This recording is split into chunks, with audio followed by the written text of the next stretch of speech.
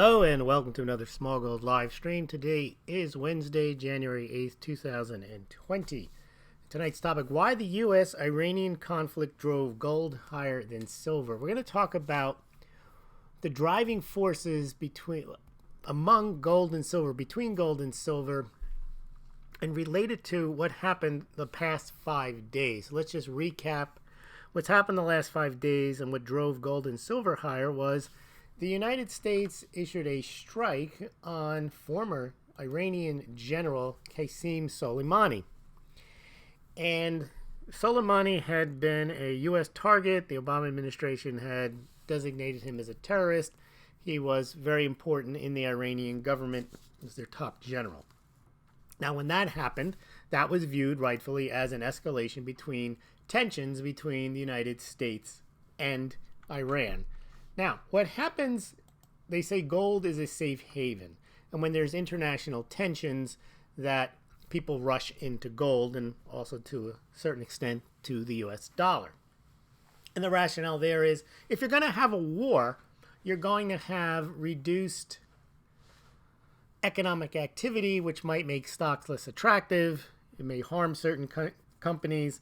And of course, you may have some catastrophic event in which people think that holding on to a metal is better than holding on to shares of a company. You could have stock exchanges bombed and so on. But you're talking about real extremes in war. But of course, when you're dealing with superpowers, or you're dealing with the Middle East, there's always the potential that you could start World War III. And that's essentially what the whiff of a war, when the United States took out this Soleimani guy, that's what started to drive trading in gold and silver higher. Now, this happened on Friday, and gold and silver rose. Actually, silver did not rise at all the first day.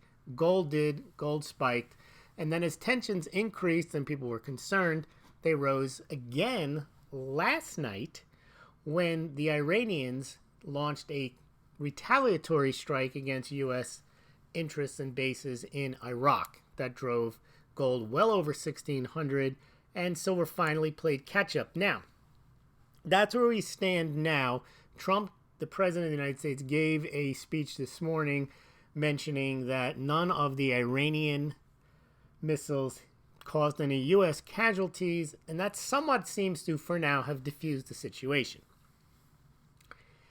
That doesn't mean that the United States and Iran now are best buddies. Some people are saying that this was a way of Iran saving face. They had to respond somehow, but they also knew that if they had responded in a way that actually harmed American soldiers or damaged American interests, they were pretty much convinced that Trump would retaliate, and they didn't want to do that. So it looks like to me for now it's over. That doesn't mean that Iran won't do other acts and not take credit for them, but that's a topic for another discussion. We're not going to have a discussion as to what this means for the United States, the Middle East, and geopolitics. We're going to relay this back to how to track it as it relates to the price movements in gold and silver. So as we mentioned, at the first sign of this, when the word came out that the United States had led a strike on Soleimani, the price rose. And then when things appeared to have escalated with the Iranian counterstrike, with the 14 missiles that they launched, causing no casualties, but no one knew that at the time, then gold rose higher. Now today, once the dust had settled from this missile strike and it was found that there were no casualties, and Trump had come out and said there were no casualties and just gave a stern warning to Iran, and also mentioned geopolitically that the United States, in a sense, doesn't need to be in the Middle East the way it used to be. We don't rely on their oil. This is something that we had discussed on this channel 4 or 5 years ago, that if the shale oil boom took off, that would change the geopolitical dynamic of the Middle East. Because, for one thing, the petrodollar becomes less important because the reliance on countries to need dollars to buy oil from Saudi Arabia somewhat is diminished, because they also need dollars to buy oil from the United States. But also, just a side note, when the U.S. has tensions with Iran, that actually strengthens the relationship with the United States' relationship with Saudi Arabia, due to the rift between the Sunni Muslims and the Shiite Muslims, and the fact that the United States seems to be an avowed enemy of Iran right now actually keeps Saudi Arabia in its court, meaning that the dollar is strengthening by the fact that countries need dollars to buy oil from Saudi Arabia and the United States now.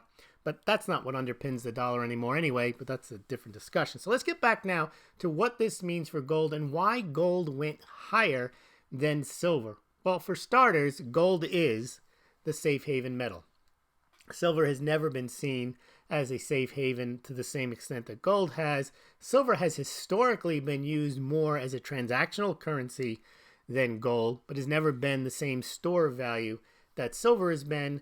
And for those of you who've been listening to this channel, you know, since 1974, which is the date I pick, the end of 1974, to compare gold and silver on a modern apples-to-apples basis, meaning that both metals at that point had been removed from the monetary system. Nixon took the U.S. off the dollar off the gold standard in 1971. Between 1965 and 1968, the U.S. demonetized silver totally, taking it out of the coins and removing the silver stockpile that was backing silver certificates. And then in 1974, Americans were once again allowed to buy gold, which they hadn't been allowed to buy since 1933. So by 1974, you had a situation where both metals had been officially demonetized, and you had a situation where now Americans could buy gold and silver, and that's also when they introduced COMEX futures trading. So since 1974, gold and silver can be compared where they're essentially can be compared on the same basis, meaning that you're allowed to buy both of them. Between 1933 and 1971, not only are Americans not allowed to buy gold, but the price was fixed at $35. So any comparison during that period between gold and silver to me is irrelevant if the price is fixed at $35 and silver is free floating to a certain extent. So since 1974, we've seen periods of time where silver and gold have gone higher, but that gold has been a much more consistent performer. And we've seen the two big spikes that silver has taken, once in 1979 to 1980, and again in 2010 to 2011, where silver actually ratcheted up higher, much higher than gold. But in the interim periods between 1974 and 1979, the period after that, between 1980 and 2011, and then the period after 2011, silver has basically taken a big dive and not performed nearly as well as gold. And in fact, has really underperformed not just gold, but most assets during those long periods of time after the big spikes that silver has had. Now, why is that? Well, it's because since 1974, silver has traded mostly as a commodity with very little investment demand. Most of silver's demand has been from industry, 70 some odd percent from industry, and the bulk of that since the 70s was photography, electronics, and most recently solar. Photography went away, electronics kind of picked up the slack there, but still the demand profile has remained about 60 to 70% for industry.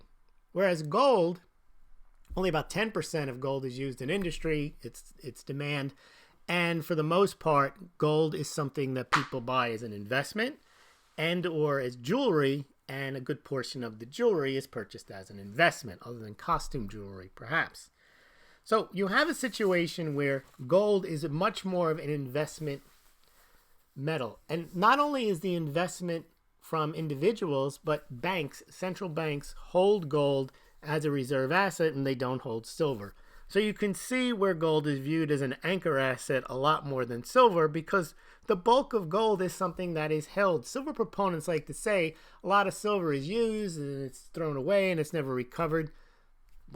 By definition, they think that's a benefit. That's actually a negative. It just means that people don't value silver enough. It's not worth that much to keep an eye on, to store in vaults, and to recover. If it was, then they wouldn't throw it away. And we had a discussion once with a gentleman from Mexico who lives in Mexico. He's a silver investor, and he says in Mexico, even Mexico, where silver is Mexico is the number one silver producer, he says silver is a throwaway metal in Mexico. So this has a lot to do with what happened over the weekend and in the rise in gold and the belated rise in silver. So what happened was Gold took off the first day when we found out Soleimani had been killed in a U.S. airstrike. Silver went nowhere, was flat. Then the next day, gold rose, and then silver finally started to rise as well. That ties into the theory we talk about all the time on this channel, how the reason silver has risen since 1974 in those two instances in 1979, 1980, and 2010 to 2011 is when its monetary component, its investment component, that small sliver of demand gets ignited because gold is in a sustained bull market. What we said last year was gold had to break 1375, and then if gold did that and gold took off towards 1500, we'd start to see silver move, and silver did move in 2019 almost as much as gold. Gold is not yet in a fully sustained bull market. 1 year does not a sustained bull market make, but we saw that gold took off first, led last year, went up 19-20%, silver up 15%, and we were seeing that trend continue into 2020. This Soleimani Iranian stuff really is a sideshow. It's trading noise, just like the Chinese negotiations with the United States over the trade war was trading noise in 2019. The reasons for gold or silver to rise this year are intact. They have nothing really to do with what happens in between the United States and Iran, although they will cause a spike. And this is typical. You see this. These spikes are short-lived, but it was a microcosm of what happens. Gold went first. Gold took off. And then as it looked 4 or 5 days into this Iranian-U.S. crisis, silver started to catch up. Then what happened was, when the tensions appear to be at least temporarily diffused, gold falls down, but silver falls even further. That's what happens all the time since 1974. Gold will rise, continue to rise. If it continues to rise for a long period of time, silver eventually rise and then spike and then dive. If nothing is happening and gold is just plodding along, absent any type of commodity demand, silver actually starts to fall. So why would tensions between the United States and Iran, or tensions with the United States anywhere in the world, create a bull market for silver? Well, they won't. Because in general, if there's a war, as we mentioned, there will probably be less economic activity. If you shut down supply lines, you make it difficult for people to trade. They're worried about moving boats on the sea. There's oil cutbacks. That's not going to be good for silver. Why? Because silver has a 70% industrial demand profile, which would mean fewer things would be made with silver, and fewer things would be required that have silver. Then you say, oh, but I know that there's silver in intercontinental ballistic missiles and yoga pants. Yeah, but the amount of silver that's used in those missiles is not significant enough to make up for the lost commodity demand.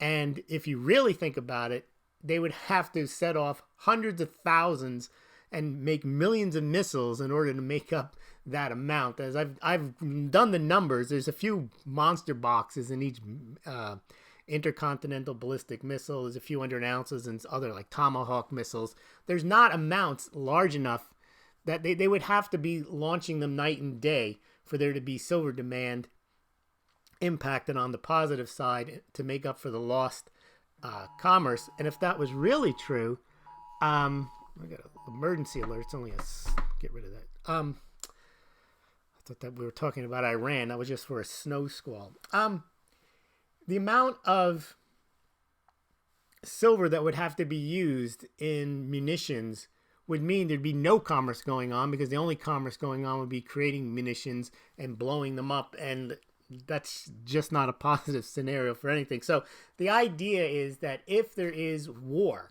or the threat of war that puts a hindrance on commerce, then silver's going to suffer. However, silver might be able to overcome that if, as a result of the tensions, gold is rising and then silver is viewed as a substitute or a cheaper monetary or investment as to gold.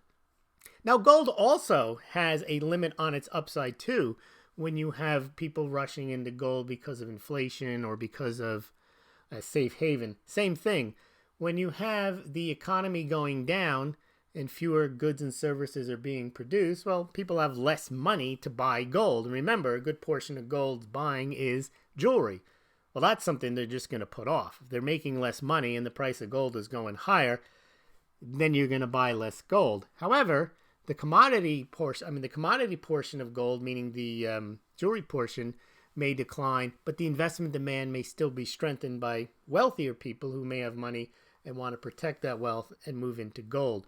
But clearly, silver would get hit harder in a war than gold, and gold rises more in a safe haven, at least in the initial stages of a safe haven play, much more than silver. However, just like when gold rises because of inflation or financial crisis, if it does rise enough and it's in that sustained bull market for whatever reason, then silver eventually will play catch up. The problem I have with the safe haven play, though, is it's generally a temporary one. It's a trading opportunity. The tensions spike, the gold spikes, no one knows what's going on, and then you get some clarity. Oh, these missiles didn't hit anyone, or Trump says he's not going to do anything. That doesn't mean that the tensions won't come back again, but they don't provide an underlying basis for an investment case in gold or silver. What gives gold and silver their underlying investment case is the demand. And the demand is generally from either industry, commodity use in the case of silver. And then silver also has some jewelry demand, some silverware demand. And then in the case of gold, it has its jewelry demand and its investment demand, central banks and investors. And then it has some commodity demand. There's not really a safe haven demand that exists across the board because that's somewhat subsumed in investment demand. Now, it's interesting. We mentioned in the last podcast how it was a good thing for gold in 2019 to have risen while the stock market and the dollar all rose as well. In fact, the stock market rose more than gold. But what we're going to see, I think, in 2020, once all this Iranian U.S. stuff settles down and we start worrying about China again, the gold will continue to rise because of there has been no settlement of the debt issuances of all nations. There's no change in interest rates. The investment thesis that there's 28-30% of bonds and globally that pay negative interest rates, that's not really heading in another direction, and that makes gold and silver more attractive, particularly gold. But again, the longer gold stays in a bull market and goes higher, that's when silver catches up. But it's very important to note, gold right now at 1560, it was up to 1620, and when it was, that was a 7-year high. Silver's nowhere near its 7-year high. Silver is still not even near its high of last year. Silver reached $19.21. Right now it's $18.07. 2016, silver reached over $20 an ounce. Right now it's $18.06 an ounce. But in 2016, gold was $1,350. Right now, gold is at $1,556, and it got as high as $1,620 just 24 hours ago. This highlights that gold definitely, there's going to be a bull market in precious metals, is the leader. And if we have a repeat of history, which we may or may not, but since 1974, the two times we've had sustained bull markets in gold from 2000 to 2011, when we hit the peak of gold, silver followed, and silver didn't really outperform gold until the kind of the blow off top of 2011, when silver went from $25 to $50 and gold just went from $800 to $1,900. Gold went from $800 to $1,900 over a period of time, where silver actually went from 15 to 50. So silver actually well outperformed gold. Gold basically doubled during that period of time, and silver almost tripled. And then we saw that in 1979, 1980, same thing. Gold went from like $4 or $5 up to 50, and gold went from $200, $300 to $800. And if gold continues to move higher, then I would expect silver to follow, but it may not. It's a little disconcerting right now that gold has broken through. It's not necessarily in a sustainable market, but last year it rose since pretty much July, and it did hit its 7-year highs this year, and silver is still lagging. But that could be typical. I think if gold continues to move higher, irrespective of anything that happens in Iran, or even if there's just an underlying tension between the U.S. and Iran this year, then you will see, I think, gold break the 1600. If it stays above 1600, it'll get some momentum, and then I think it'll shine some more light on silver. And the reason silver spikes is not because silver is as good as gold, or people just wake up one day and think silver is better. It's because silver is a much smaller market, and that investment demand, when it competes for physical demand for industry, that's when you have the potential shortage issue, because most of silver, as we mentioned, is already spoken for, so to speak, by industry, and there's not much left for investment, and there's not much demand for it in general. Now, what might be different this time around is a lot of investment demand we've seen around the world, or especially in the Western world, for both gold and silver has been met through ETFs and digital products. That could limit silver's rise, because we saw back just as recently as 2015, big spike in actual physical purchases of silver in the United States, 47 million silver eagles being sold. That's a big increase from the under 10 million that used to be sold in the 1980s and 1990s. Recently, though, in the last couple of years, the U.S. Mint's only been selling 12, 13, 14, 15 million American silver eagles, and remains to be seen that if there is a craze in silver, whether that craze will be met, or that demand from that craze will be met from physical silver products or through ETF products. Now, a lot of people listen to this channel, they find it inconceivable that anyone would buy anything like GLD or SLV, ETFs or things of that nature, and that you got to have the physical. I'm not disagreeing with that. However, there is a significant portion of the population that views actual physical holdings of assets as a negative. It's harder to trade. They don't necessarily, they've grown up with the concept that if it's on your phone, it's better. If you can spend it that way, it's better. That if you have to lug it around, that is a hindrance. And we are in the gig economy. Got paper there. We're in the Uber, where you don't own things, you don't own a car, you just get your ride. You've got the same thing in the hotel industry, and people rent the renter nation. So owning assets is seen almost as an okay boomer type of mentality. Now, granted, they may control most of the wealth right now, but there's substantial wealth now coming from younger people who don't have the same attachment to physical assets. And that's where you see the rise of Bitcoin, which, by the way, in this whole rush to safety and safe haven spike and so on, Bitcoin, Litecoin, Ethereum all went much higher than gold. Now, they've also fallen back, but they were seeing double-digit gains during the past 5 days, significant rises. I think Bitcoin went almost $1,000, went from like 7,400, 7,500 to 8,300. Litecoin went from $40 to $45, $46. So we saw big price rises in cryptocurrencies, and we also saw a rise in the dollar and in oil, but oil has since dropped back. The stock market was up today.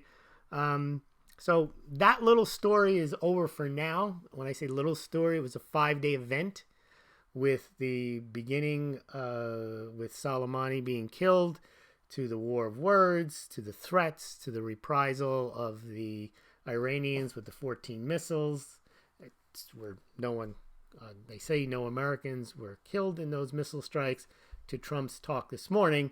Now, again, it'll play out. I'm sure we haven't heard the end of this, but for now, we did see a 5-day microcosm of how gold and silver trade in a crisis, and it was gold first, then silver caught up, and then when the crisis was diffused a bit, then silver fell back a lot more than gold did, and then gold leveled out better than silver did. All right, let's see what you guys are saying in the comment section. Airbnb, yeah, that's the other one. Airbnb is the equivalent of Uber in the sense that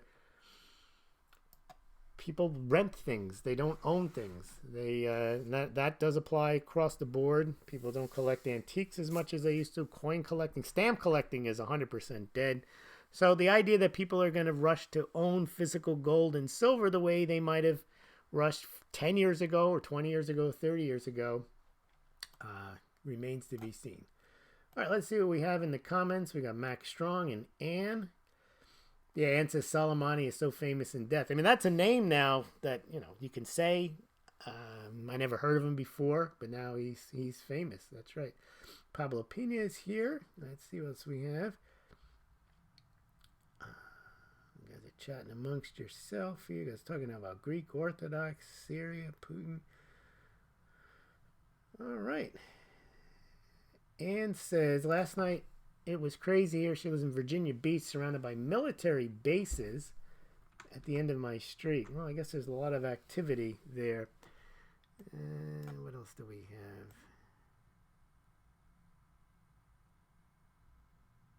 have? Oh, that's about it. All right. Well, I want to thank everyone for joining me tonight, and we'll probably see you tomorrow. If you've got any questions or comments, please email me or save them for the comment section tomorrow night. Have a good one.